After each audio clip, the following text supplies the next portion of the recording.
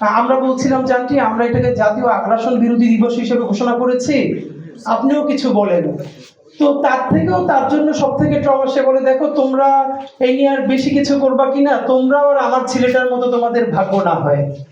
ওনার নিজের সন্তান হারানোর পর তখন উনি বলতেছেন যে একটা মানুষকে কেউ গুলি করে মেরে ফেলে, এটা একটা অবস্থা, 1 মিনিটের মধ্যে সে মরে যায়, 2 মিনিটের মধ্যে মরে যায়।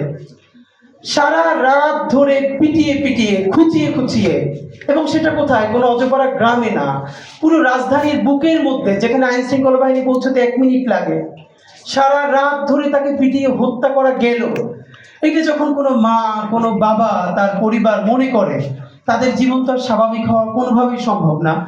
তা আমি নিজেকে অসম্ভব সম্মানিত এই অর্থে বোধ করেছি যে শহীদ আবরার ফায়াদের পরের দিন যখন ঢাকা বিশ্ববিদ্যালয়ে যেদিন গায়েবানা জানাজা হলো, তখন ঢাকা বিশ্ববিদ্যালয়ের ছুটি চলছিল একটা। তো গায়েবানা জানাজার পরে আমাদের সকল ভাইয়ের, আমার মনে আছে যে সেই গায়েবানা জানাজা তো আমাদের আক্তার পড়িয়েছিল, আক্তার আজকে আসবার কথা। আমার মনে আছে এই কথাটা আমি সেদিন সবচেয়ে তখন, এখন উনি একজন বাংলাদেশের ডিস্ট্রিক্ট জাজ, উনিও বাংলাদেশ লেখালেখি অ্যাক্টিভিজম করবার কারণে অনেক সাফার করেছে।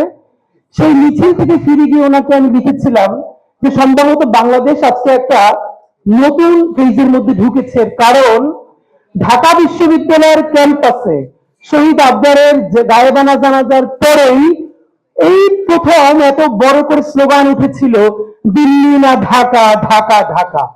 এবং আমি খুব অবাক হচ্ছিলাম যে এই ঢাকা বিশ্ববিদ্যালয়, যেখানে ছাত্রলীগের রাম রাজত্বর থেকে অধিক যদি কিছু বলা থাকে, যেখানে আবরারকে পিটিয়ে শহীদ করে ফেলা হলো, সেই ক্যাম্পাসে আওয়ামী লীগের জামানায় চতুর্দৃষ্টিতে যখন হয়ে আছে চতুর্দিকে, ইন্ডিয়ান এম্বাসি থেকে শুরু করে সবাই যখন সজাগ, তখন ঢাকা বিশ্ববিদ্যালয় থেকে শুরু করে বুয়েটের ভাই বোনেরা সবাই মিলে যখন বলতে পারছে দিল্লি না ঢাকা, ঢাকা ঢাকা, তাহলে সম্ভবত এই ফেরাউসিনা রাজত্ব শত বছর ধরে টিকে থাকবে না ইনশাআল্লাহ, এবং সেটা টিকে থাকে নাই। তো আমি আপনাদের মাধ্যমে শুধু আজকে একটাই কথা বলি, সেটা হলো আমরা এই গণ অভ্যুত্থানের 1 বছর পার হয়েছি, এইটা অত্যন্ত কষ্টকর। আমরা কেউ কেউ, যেটা ফাইয়াজ কয়েকটা শোতে বলেছে আমি খেয়াল করেছি, প্লিজ আমরা যেন আমাদের ন্যাশনাল হিরো গুলোকে কোনো দলের বানায় না ফেলি। এখন এখানে একটা সমস্যা হলো, কেউ যদি কোনো দলের প্রতি সিম্প্যাথেটিক হয়, আমি ধরে নিলাম তর্কের স্বার্থে, ধরেন আবরার কোন এক সময় শিবিরের সমর্থক ছিল, এটা আর্গুমেন্টের জন্য ধরে নিচ্ছি, এর মানে কি তাহলে এই পরিচয়ের কারণে আবরারকে হত্যা করলে তার পক্ষে দাঁড়ানো যাবে না? তাহলে একই কথা আসবে যে ছাত্র দলের যদি কেউ মরে যায় তাহলে তার পক্ষে দাঁড়ানো যাবে না? অধিকার পরিষদের কেউ যদি, এর মানে হলো ইনসাফ।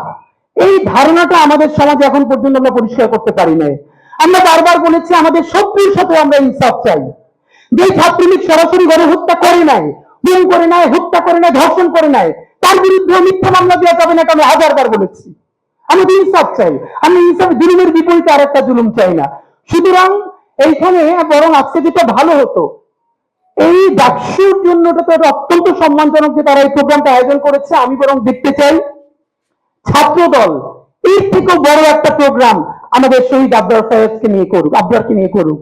এরপরে আমাদের এনসিপির ভাইয়েরা, বাংলাদেশ যতগুলো রাজনৈতিক দল আছে, রাজনৈতিক শক্তি আছে, তারা সবাই মিলে বড় বড় প্রোগ্রাম করুক। আমাদের আবরারের এই চেতনা, এইটা শুধু ঢাকা বিশ্ববিদ্যালয়ের বিরোধের মধ্যে তো রাখলে চলবে না।